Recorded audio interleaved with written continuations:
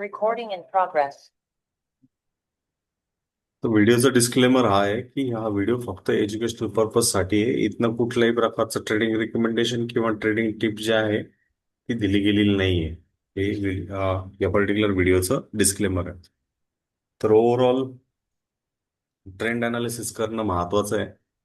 जर 30 minute time फ्रेमच्या हिशोबाने आपण अनालिसिस जर बघितलं किंवा ट्रेंड जर बघितलं तर त्या ट्रेंडच्या हिशोबाने आपल्याला ही प्राइस लक्षात येते की ओव्हरऑल पूर्णपणे डाऊन ट्रेंडच्या हिशोबाने एक साइडवेज प्राइस ऍक्शन झाल्यानंतर प्राइस पूर्णपणे जी आहे ती डाऊन मूव्ह ती करताना दिसते. 2 दिवसापासून एक जे ते गॅप अप झालं त्या गॅप अपच्या आसपास टाइमपास सस्टेनन्स केला आणि आता डायरेक्टली गॅप डाऊन होऊन मोमेंटम जे आहे ते होऊ राहिले. महत्वाचा मुद्दा इथं हा आहे आणि लक्षात ठेवण्यासारखा बी प्रकार याच्यामध्ये हा आहे की मल्टी टाइम फ्रेम अनालिसिस मध्ये ही गोष्ट चेक करा की प्राइस मध्ये बिहेवियर काय होऊ राहिले. आता हे गेज कसं करायचं, सिम्पली मुव्हिंग ॲव्हरेजच्या याने जे आहे तुम्ही करू शकता. मुव्हिंग ॲव्हरेज जे आहे 20, 50, 100, 200 मुव्हिंग ॲव्हरेजच्या हिशोबाने तुम्ही केलं तर तुम्हाला त्यामध्ये लक्षात येऊन जाईल. 20 आणि 50 मुव्हिंग ॲव्हरेजचा क्रॉस ओव्हर जे आहे ते ऑलरेडी इकडे पाठीमागं झालेलं. त्यानंतर 100 मुव्हिंग ॲव्हरेजच्या आसपास एक डूजे आलं होतं जो की प्रिव्हियस स्विंग लो होता. आता 200 मुव्हिंग ॲव्हरेजला प्राइस जी आहे ती अप्रोच करू राहिली. महत्वाचा मुद्दा यात आणखीन एक समजण्यासारखा, हे जे मुव्हिंग ॲव्हरेजेस जे आहे, हे फक्त एंड ऑफ द डेलाच उपयोगात येऊ शकतात. रादर दॅन आपण तिथं वेगळं काही न करणं गरजेचं आहे. फक्त लाईव्ह मार्केटमध्ये तो मुव्हिंग ॲव्हरेज आहे मग मी तिकडं काहीतरी बाईंग वगैरे करतोय, नक्की नाही. एंड ऑफ द डेला तुम्हाला ते इंडिकेटरला यूज करणं गरजेचं आहे आणि त्याच्या माध्यमातून तुम्ही त्या गोष्टीला व्यवस्थितरित्या चेक करणं सुद्धा गरजेचं असतं. सद्यस्थितीला हा जो आहे एक क्रॉसओव्हरचा पॉइंट हा झालेला आहे. त्या क्रॉसओव्हर मध्ये 20 आणि 50 मुव्हिंग ॲव्हरेजच्या खाली 100च्या खाली प्राइस गेली आणि त्या हिशोबाने होत आहे. आता हे तर झाले लार्जर टाइम फ्रेमचे. या लार्जर टाइम फ्रेमच्या व्यतिरिक्त आणखीन जर तुम्ही काही गोष्टी जर चेक केल्या, याच्यावर डबल क्लिक जर केला तर इकडनं तुम्ही त्याची सेटिंग आय गेस चेंज करू शकता. सध्याला काही येत नाहीये. I will just remove this. Remove करतो. दुसऱ्या एक पॅरामीटर मध्ये मुव्हिंग ॲव्हरेजचं बघूया.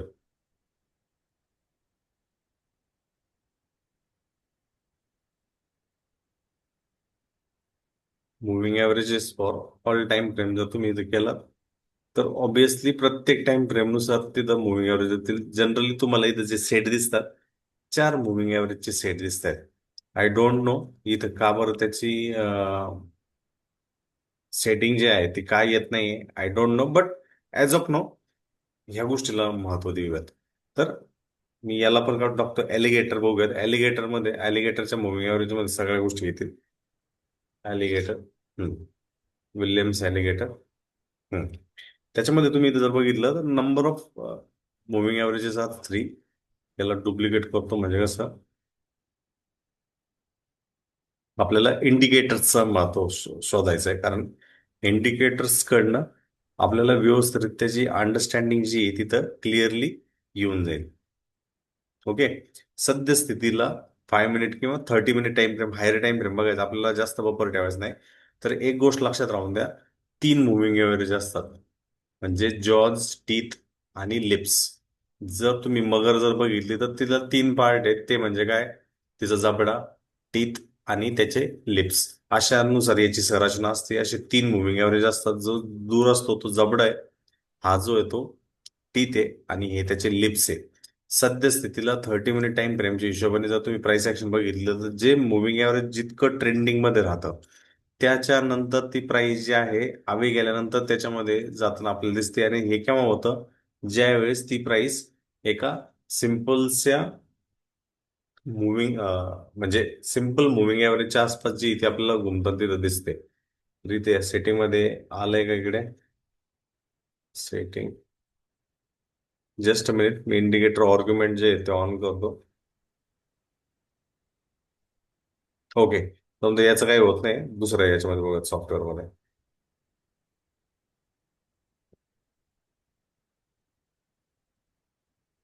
तुम्हाला चार्ट दिसतोय निफ्टी फिफ्टीचा? येस नो म्हणून सांगा प्लीज. Yes no. चॅटबॉक्स मध्ये चार्ट दिसतोय निफ्टी फिफ्टीचा?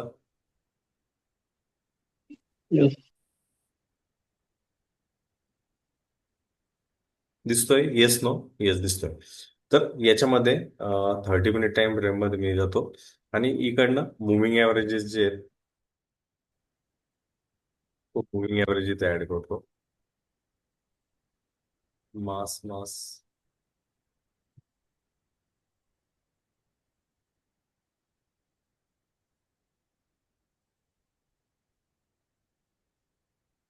Moving average.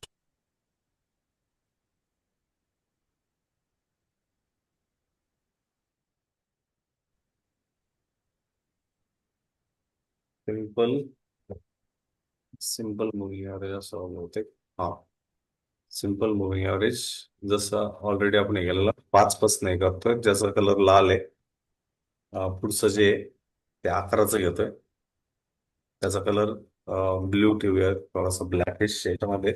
आणि तिसरं जे मुव्हिंग ॲव्हरेज आहे ते 21 ठेवतोय, त्याचा कलर अगेन ग्रीनिश नको, येलोइश ठेवतो. ओके. 3 मुव्हिंग ॲव्हरेजचा सेट जो आहे तो याच्यामध्ये यूज केलाय. तर ते 3 मुव्हिंग ॲव्हरेज कुठले कुठले बरं? जर तुम्ही व्यवस्थित जर ऑब्झर्व जर केला तिथं, तर 3 मुव्हिंग ॲव्हरेज हे 5, 11 आणि 21 मुव्हिंग ॲव्हरेजेस आहेत. ह्यामध्ये लक्ष ठेवण्यासारखी गोष्ट ही आहे, एकदम मार्केटमध्ये सिंपल गोष्टी वर्कआउट होतात बघा.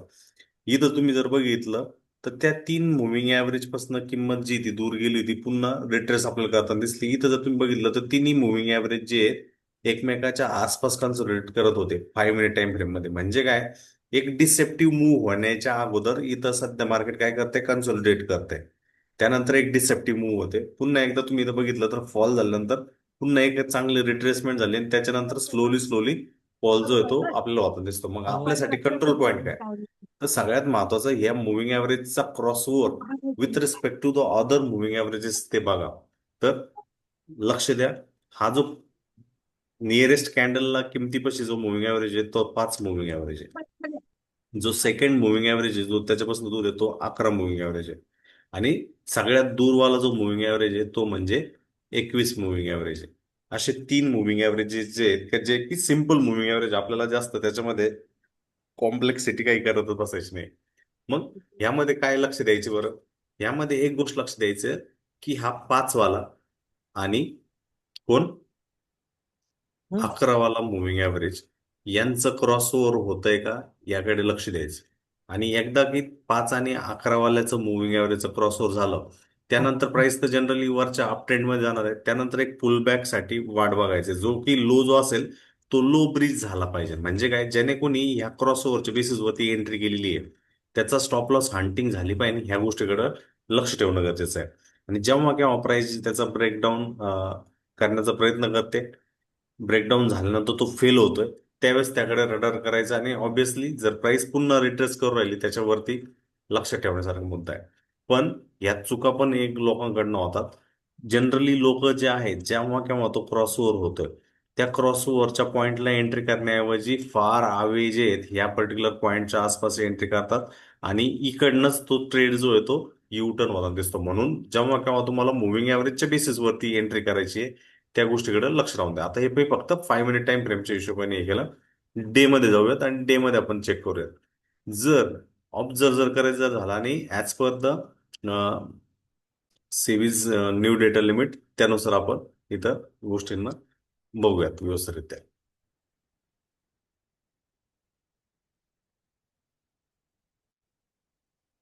टूल्स, सिलेक्टिव्ह झोन, इथून तर हा वाला जाऊ. आता एक ऑब्झर्व करा इथे रित्या 3 मुव्हिंग ॲव्हरेजेस आहेत. जर पहिलं जर तुम्ही बघितलं तर जो 21 मुव्हिंग ॲव्हरेज जो होता तो छोटा, म्हणजे 5 आणि 11 मुव्हिंग ॲव्हरेज पासून दूरच होता. पण ज्यावेळेस तो त्या प्राइसच्या जवळ आला त्याने भरपूर वेळ जे आहे ते कन्सिडर केलं. म्हणून हायर टाइम फ्रेमचा मुव्हिंग ॲव्हरेज दूर आहे तिथनं आणि तो कॅन्डलच्या जवळ येतो, म्हणजे कन्सॉलिडेशनचे चान्सेस आहेत. बट इथं जर तुम्ही बघितलं तर किती प्रकारची क्लीन मूव्ह जी आहे ती आपल्याला होताना दिसते. मग 3 कॉम्बिनेशन मध्ये इथं क्रॉसओव्हर झालंय. पहिलं जे क्रॉसओव्हर झालं, पुन्हा झालं 5 मुव्हिंग ॲव्हरेज आणि 11 मुव्हिंग ॲव्हरेज झालं. नंतर जर दुसरं आपण जर क्रॉस ओव्हर जर बघितलं ते कोण झालं, दुसरा जर सिक्वेन्स बघितला तो अगेन 5 मुव्हिंग ॲव्हरेज आणि 21 मुव्हिंग ॲव्हरेज झाला. आणि तिसरा जर आपण क्रॉस ओव्हर जर बघितला बघा इथं तुम्हाला दिसेल, तो म्हणजे कुठला, 11 आणि 21 मुव्हिंग ॲव्हरेजचा आपण दिसलं. म्हणून हे ज्या वेळेस होतात त्यामध्ये आपण याच्यामध्ये भलेही 5-11 येईल किंवा 5-21 येईल, याच्यापैकी कुठला येतो त्यावेळेस त्या गोष्टीकडे रडारकडे लक्ष राहून द्या. इन बिटवीन आपल्याला माहिती आहे की प्रिव्हियसली प्राइस अशी ट्रेंडिंग केली, इथं बघा या केसच्या आसपास प्राइसनी भरपूर ट्रेंड केलं. त्याच्यामध्ये जो लार्जर टाइम फ्रेमचा मुव्हिंग ॲव्हरेज होता तो आवे होता. आता तो कॅन्डलच्या जवळ येतोय म्हणजे तिथं एक टाईट कन्सोलिडेशनचे चान्सेस जे आहेत ते सगळ्यात जास्त क्रिएट होण्याचे आहेत. म्हणून तिथं अजिबात फिअर ऑफ मिसिंग आउट मध्ये जाण्याचा प्रयत्न अजिबात करायचे नाही. त्यामध्ये पण ब्लॉकबस्टर पॉईंटचं मला सांगणं हे राहील, जेव्हा हे तिन्ही मुव्हिंग ॲव्हरेज एका सिंगल पॉईंटवर न क्रॉस करतात, थोडासा 2-5 दिवसाचा डिफरन्स आहे, तो तो ब्लॉकबस्टर ट्रेड जो आहे तो तुमच्यासाठी क्रिएट होईल. ही गोष्ट लक्षात राहून द्या. आता याला थोडंसं आपण झूम आउट करूया आणि त्याला चेक करूया म्हणजे तुमच्या लक्षात येऊन जाईल. So I will just zoom in.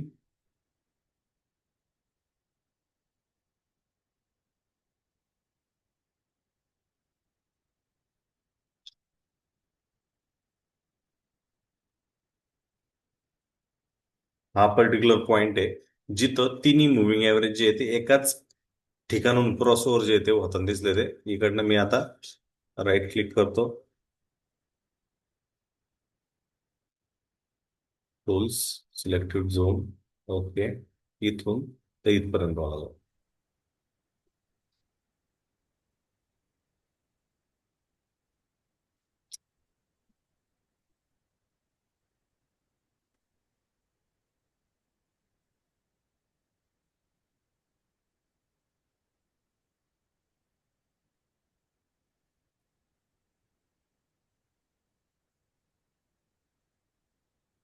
Software वरती एवढं आपल्याला आणखी घेणे.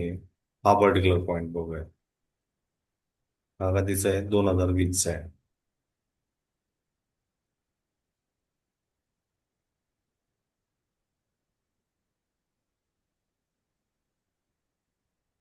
सिंगल पॉइंट तर ऑलमोस्ट नाहीये. हा इथे आहे बघा.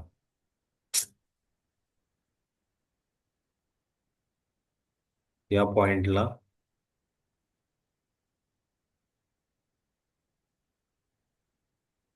Selective tools, selective zoom. Okay, इथपासून इथपर्यंत. हा, अजून सिलेक्टिव्ह झूम करतो, सिलेक्टिव्ह झूम. ओके, एवढंच येतो.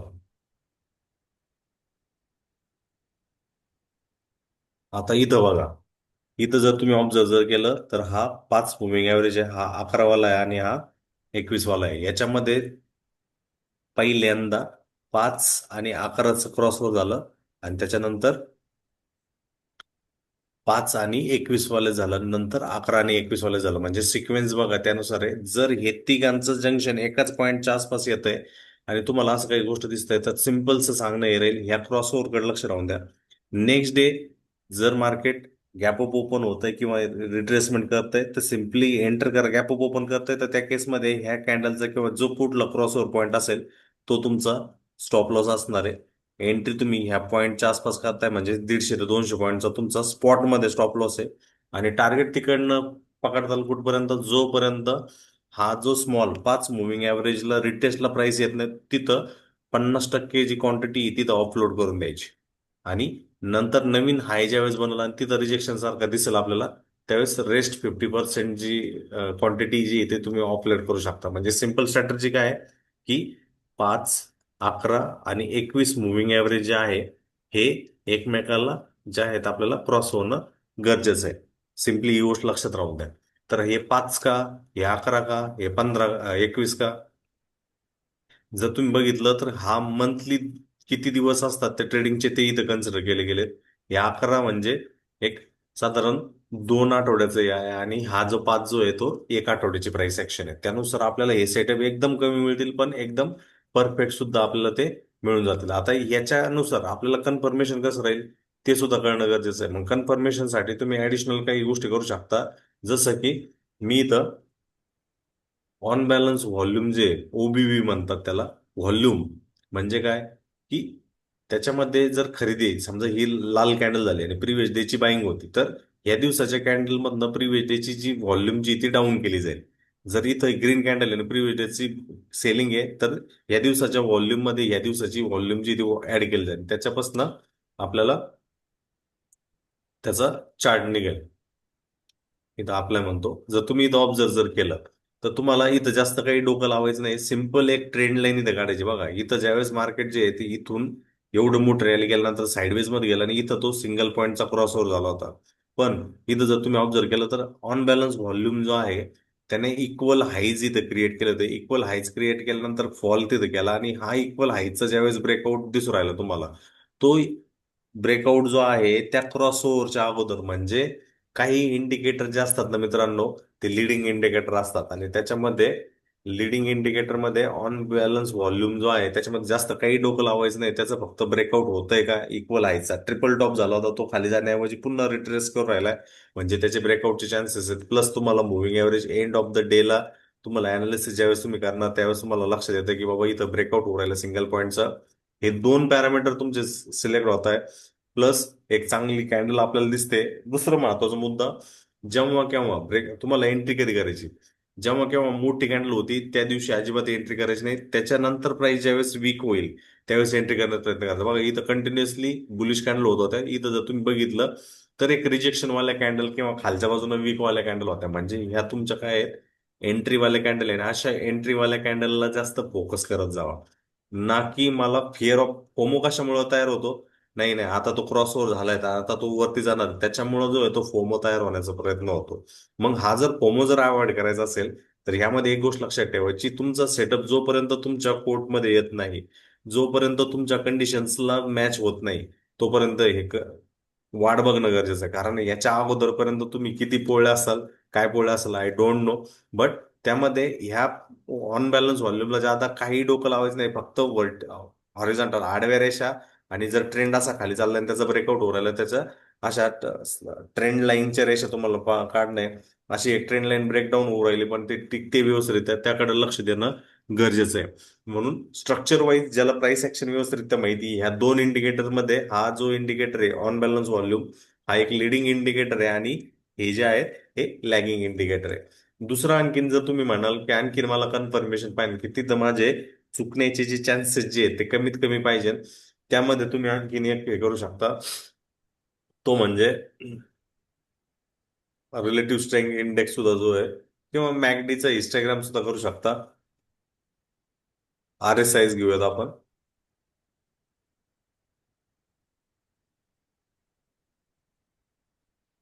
रिलेटिव्ह स्ट्रेंथ इंडेक्स वरनं सुद्धा ताकद जी आहे ती आपल्याला इथं लक्षात येऊन जाईल.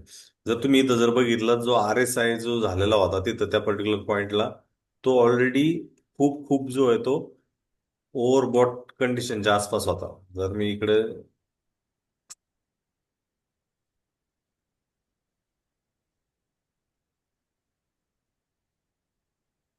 Let me zoom in again, tools, selective zoom.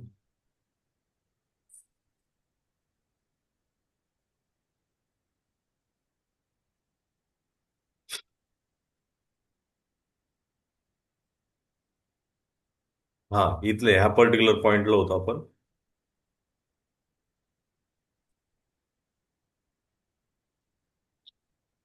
जर तुम्ही इथं व्यवस्थितरित्या जर ऑब्झर्व जर केला,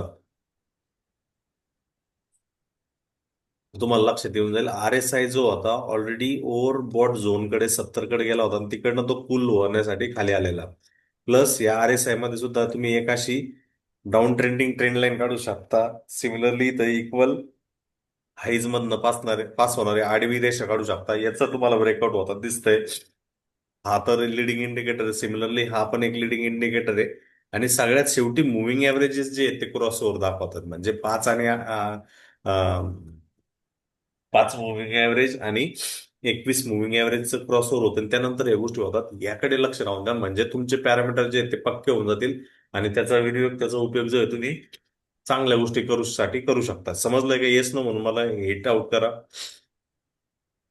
चॅट बॉक्समध्ये.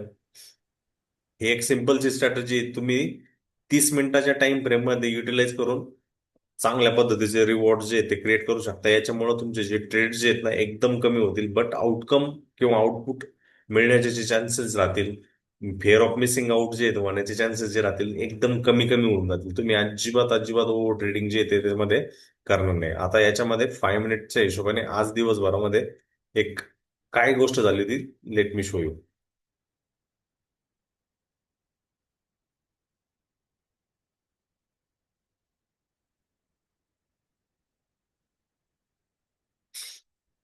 आता याच्यासाठी कुठलाही आपण काय म्हणता आला,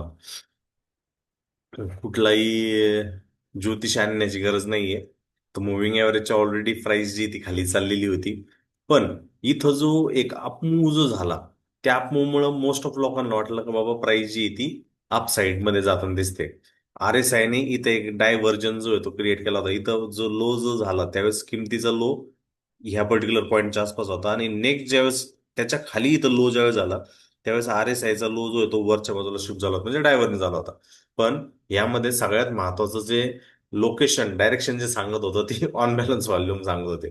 आता या ऑन बॅलन्स व्हॉल्यूमचं जर आपण एक ट्रेंड लाईन जर काढली तर त्याच्यावरनं आपल्याला आयडिया येऊन जाईल की नेमकं ऑन बॅलन्स व्हॉल्यूम मध्ये काय चाललं होतं. 15 मिनिट चार्ट मध्ये मी इथे जातोय, आणि ह्या 15 मिनिट चार्ट मध्ये जर तुम्ही जर गेलात तर पाठीमागील कितीतरी 2-4 दिवसापासून तुम्हाला लक्षात येत असेल, हे ऑन बॅलन्स व्हॉल्यूम जे आहे एका हाईच्या आसपास, इक्वल हाईच्या आसपासच जी ती लटकू राहिली, आणि त्याच्यानंतर तिकडनं फॉल आपल्याला करताना दिसते. म्हणून आपल्याला कन्व्हिक्शन्स केव्हा खेळायचे केव्हा नाही खेळायचे याच्याकडे लक्ष ठेवणं गरजेचं आहे. इथं तुम्ही बघितलं तर इक्वल हाईज होते, आणि इथं प्राइस जी ती कन्सोलिडेशन मध्ये गेली होती, आणि ते इक्वल हाईज ज्यावेळेस फेल झाले त्यावेळेस डायरेक्टली तिने ज्यावेळेस एक हॉरिझॉन्टल तिचा लो ज्यावेळेस ब्रेक डाऊन केला ऑन बॅलन्स व्हॉल्यूमने, प्राइस जी ती खाली जाताना दिसली. याचं कन्फर्मेशन इथं ऑलरेडी आर एस आयने सुद्धा काय केलं होतं, इथं किमतीने हायर हाय बनवलं. इथला हा हाय होता आणि त्याच्यानंतरचा हाय हाय होता, हायर हाय प्राइसचं होतं, बट आर एस आय जो होतो ओव्हरसोल्ड झोन मध्ये होता. त्याच्याकरता आपल्याला या आर एस आयच्या याच्यावरती कन्फर्म करण्यासाठी आपल्याला ऑन बॅलन्स व्हॉल्यूमचं जर ब्लेंड जर तुम्ही व्यवस्थित जर वापरला, ऑटोमॅटिकली तुमचं काम जे आहे ते क्लिअरली होऊन जाईल. आता दुसरं इथं बघा, इथं भलेही ऑन बॅलन्स व्हॉल्यूमनी इथं ब्रेकआउट वरच्या बाजूला केलं होतं, बट त्यानंतर अगेन जी ती एका रेंजमध्ये अडकताना दिसली. आणि दुसरा महत्वाचा मुद्दा इथं लक्षात ठेवा की प्राइस जी ती मल्टिपल नंबर ऑफ टाइम जी ती ओव्हर सोल्ड टेरिटरीमध्ये आपल्याला तिथं जाताना दिसते. म्हणजे ऑन बॅलन्स व्हॉल्यूम एक इंडिकेटर अशा पद्धतीने थिंक आउट जे आहे ते व्यवस्थितरित्या करत असतं. आता काही स्टॉक्समध्ये काय झालंय ऑन बॅलन्स व्हॉल्यूमच्या बेसिसवरती ते बघूया. Let me show you earlier आणि हायर टाइम फ्रेम मध्ये, not 5 minute 10 minutes, higher time frame मध्ये बघूया. तर तुम्हाला सगळ्यात महत्वाचं, तुम्ही जर आर एस आयच्या बेसिसवरती करत असाल, तुम्ही म्हणाल की इथे आर एस आय तर ऑलरेडी 70च्या वरती गेलाय, ओव्हरबॉट झालाय, मग इकडं का बरं हे किंमत जाते. जर तुम्ही त्याचं उत्तर जे आहे ते एका सिंगल पॉईंटच्या आसपास मुव्हिंग ॲव्हरेजने जे आहे ते क्रॉस ओव्हर केलंय. दुसरा जर पॉईंट जर बघायचा झाला तर ऑन बॅलन्स व्हॉल्यूमचा, तर त्याने ऑलरेडी त्याचा जो लॉंग टर्म डाऊन ट्रेंड जो होता, म्हणजे लोअर हाईज जो करत होता त्याचं ब्रेकआउट इथं दिलंय. ऑन बॅलन्स व्हॉल्यूम हे रिअल मार्केटमध्ये जी काही व्हॉल्यूम चालली ती खरेदीकडे म्हणजे बाईंग मध्ये चालली आहे की सेलिंग मध्ये चालली आहे, याचं रेकॉर्ड जे आहे ते ग्राफिकल रिप्रेझेंटेशन आपल्याला देत असतं. आणि त्याच्यानुसार तुम्ही कन्व्हिक्शन स्टॉक्स मध्ये जे आहे ते घुसू शकता. इथं तुम्ही बघा गॅप अप नंतर कंटिन्युअसली 13774चं 1000 पॉईंट जे आहे ते मूव्ह आपल्याला होताना दिसते. आणि त्याचं कन्फर्मेशन तुम्ही जो आहे तो अशा पद्धतीने घेऊ शकता. महत्वाचा मुद्दा असा आहे की आर एस आय मध्ये आपल्याला सांगितलं जातं की बाबा 70च्या वरती जर गेलं तर तो ओव्हरबॉट आहे, तिथं खरेदी करायची नाही. पण इथं काय गोष्ट होऊ राहिली, त्याचं जे डबल कन्फर्मेशन जे आहे, तर हा पर्टिक्युलर स्टॉक मागच्या 365 दिवसांपेक्षा जास्त दिवसापासून काय होत होता, साईडवेज मध्ये चाललेला होता, आणि त्यानुसार आपल्याला त्यामध्ये ब्रेकआउट होताना दिसतं. आणि तुम्ही जर आर एस एस सायकल जर बघितले, ते सायकल जे आहे तिथे क्रिएट होताना तिथं आपल्याला दिसत आहे. सेम वाईज भरपूर काही ऑटो स्टॉक्स आता स्ट्रॉंगरच्या बेसिसवरती आहेच आहे, बट ऑन बॅलन्स व्हॉल्यूम तुम्हाला त्याचा जो हिसाब जो आहे तो ऑलरेडी क्लिअरली सांगतील की नेमकं काय होऊ राहिलं. ऑन बॅलन्स व्हॉल्यूमच्या बेसिसवरती तुम्ही इथं बघितलं ऑटो स्टॉकनुसार,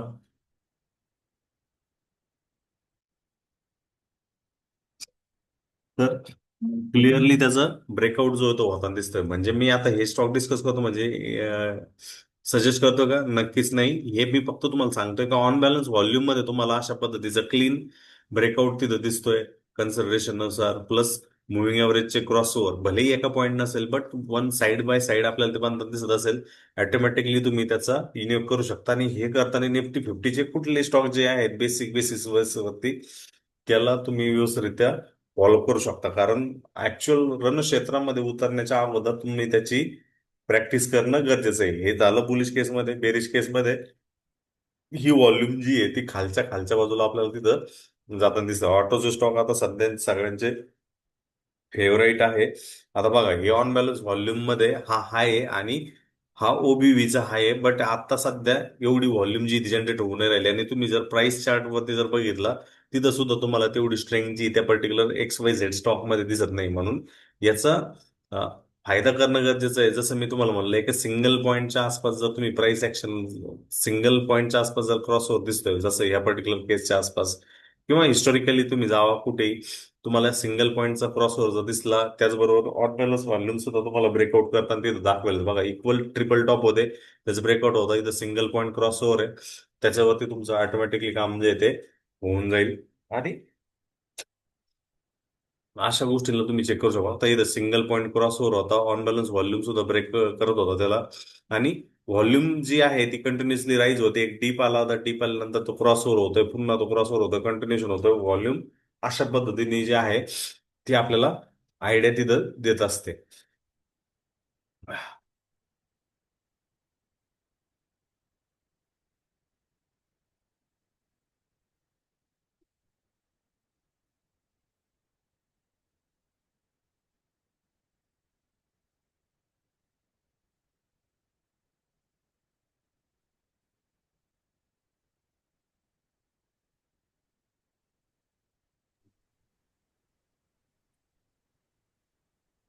तर तुम्ही इथं ऑब्झर्व करत असाल, तर ऑलरेडी हा स्टॉक लिस्ट झाल्यानंतर कंटिन्युअसली डाऊन ट्रेंड मध्ये होता. बट इथं तुम्ही ऑब्झर्व करा, ऑन बॅलन्स व्हॉल्यूमने त्याची हॉरिझॉन्टल लाईनचा आय गेस ब्रेकआउट जे ते दिलेलं आहे. ओके. म्हणजे स्मार्ट मनी त्याच्यामध्ये पोझिशन बनवतो नाही, त्याच्याबद्दलची आयडिया जी त्याच्यामध्ये मिळते. प्लस यामध्ये तुम्ही जर ऑब्झर्व जर केलं, तर एका सिंगल पॉईंटच्या आसपास जो आहे तो क्रॉस ओव्हर जो आहे तो ऑलमोस्ट झालेला आहे. याच्यामध्ये कुठलेही पुलबॅक होत आहेत, ते पुलबॅक जे आहेत ते जनरली याचे होताना दिसतात. कारण इथं जर तुम्ही नंबर जर बघितला, 4,42,46,45,239,239चा व्हॉल्यूम जो आहे तो जनरेट होताना दिसतोय. म्हणजे व्हॉल्यूम वरनं, ओबीव्ही वरनं आपल्याला आयडिया येत असते की नेमकं प्राइस मध्ये नेमकं काय कंजेक्शन चाललंय, काय क्रायटेरिया जो आहे तो क्रिएट हो राहिलाय. आणि त्या क्रायटेरियाचा हिशोब जो आहे तुम्ही तिथं व्यवस्थितरित्या घेऊ शकता. सेक्टरल इंडायसेस तर तुम्ही बघू शकता. भरपूर काही गोष्टी ज्या आहेत त्या आयडिया येऊन जातील. हे जे तुम्हाला ऑन बॅलन्स व्हॉल्यूम बघायचा आहे, हा पर्टिक्युलर इंडायसेस वर तुम्हाला दिसणार नाही. हा पर्टिक्युलर स्पेसिफिक स्टॉक वाईज जे आहे तुम्हाला आयडिया त्याची येऊन जाईल. तुम्ही जर बघितलं तर कंटिन्युअसली ओबीव्ही जे आहे ऑन बॅलन्स व्हॉल्यूम याची राईजच होऊ राहिली. करेक्ट तर चांगला झाला होता, एक रिजेक्शन पण क्रिएट झाले होता. आता आर एस आयचा डायव्हर्जन्स क्रिएट होतो का ह्या आठवड्याच्या, याच्यावरून आपल्याला लक्षात येऊन जाईल. कारण ऑलरेडी हा हाय होता आणि इक्वल हायच्या लोअर हायच्या आसपास हा क्रिएट होऊ राहिला. वरच्या बाजूला रिजेक्शन पण जे आहे आपल्याला तिथं क्रिएट होताना दिसत आहेत. भरपूर काही गोष्टी, मल्टिपल नंबर ऑफ स्टॉक्स आहेत, सेक्टर वाईज स्टॉक्स आहेत, स्पेसिफिक सेक्टर वाईज तुम्हाला पाहिजे, मटेरियल्स, मेटल्स, भरपूर काही गोष्टी आहेत. तुम्ही त्यांना जे ते चेकआउट करू शकता. सध्याच्या लेक्चरसाठी आपण फक्त दोनच गोष्टी डिस्कस केल्या, ते म्हणजे मुव्हिंग ॲव्हरेज, जे की 5, 11 आणि 21 मुव्हिंग ॲव्हरेज यूज केलं. दुसरं म्हणजे ते कन्फर्मेशनसाठी सिंगल पॉईंटच्या आसपास जर त्यांचा क्रॉसओव्हर होतोय, तर तो आपल्यासाठी बेस्ट सीन आहे. जर नाही होऊ राहिला तर त्याच्याकडे लक्ष द्यायचं. ज्यावेळेस ते क्रॉसओव्हर झालाय, मोठी कॅन्डल झाली, त्यावेळेस घुसायचं नाही, प्रॉपरली वेट करायचं. पुलबॅक मिनिमम 50%च्या आसपास होत आहे तरच घुसायचं. इथं घुसण्याचा प्रयत्न करताल आणि तिथं फिअर ऑफ मिसिंग आउट होतो, पहिली गोष्ट. दुसरी गोष्ट, तुमच्याकडे संयम जो आहे तो राहत नाही, त्याच्यामुळे तुम्ही तिथं फसून जाता. त्याच्यामुळं वाट बघायची. ज्या वेळेस ॲमेच्युअर लोक जे आहेत ते ओपन मध्ये येतात, बट जे वेटरन जे लोक असतात ते सगळ्यात शेवटी जातात. ही गोष्ट व्यवस्थित लक्षात राहून द्या. दुसरं, ते कन्फर्मेशनसाठी आर एस आय ते यूज करा. आर एस आय मध्ये 70च्या वरती गेला म्हणजे तो ओव्हरबॉट झाला, 30च्या खाली गेला म्हणजे ओव्हरसोल्ड झाला, असं नाहीये. त्यामध्ये ऑन बॅलन्स व्हॉल्यूमचा काय ट्रेंड चाललाय तो बघा. तो ट्रेंडमध्ये इथं समजा, इथं मी ट्रेंड लाईन काढली, त्याचा ब्रेकआउट करून राहिलाय किंवा एक ट्रेंड लाईन आहे त्याची ब्रेकडाऊन करून राहिले, त्यानुसार तुमचे डिसिजन मेकिंग प्लस मुव्हिंग ॲव्हरेजचं कॉम्बिनेशन बघा. त्याचबरोबर RSI कुठलं डायव्हर्जन्सी केस किंवा कन्व्हर्जन्सी केस करते त्याचं कॉम्बिनेशन बघा. आणि त्यानंतरच ह्या गोष्टीचा प्रयत्न करा. सुरुवातीला ही गोष्टी टेस्ट करताना निफ्टी 50चे वेगवेगळे जे स्टॉक्स आहेत त्या स्टॉक्समध्ये प्रयत्न करा. त्यामधनं तुम्हाला चांगले आउटकम आउटपुट जे ते होतील. इन बिटवीन तुम्हाला त्या बाबतीत काही क्वेरी असेल तर तुम्ही व्हिडिओच्या डिस्क्रिप्शन बॉक्समध्ये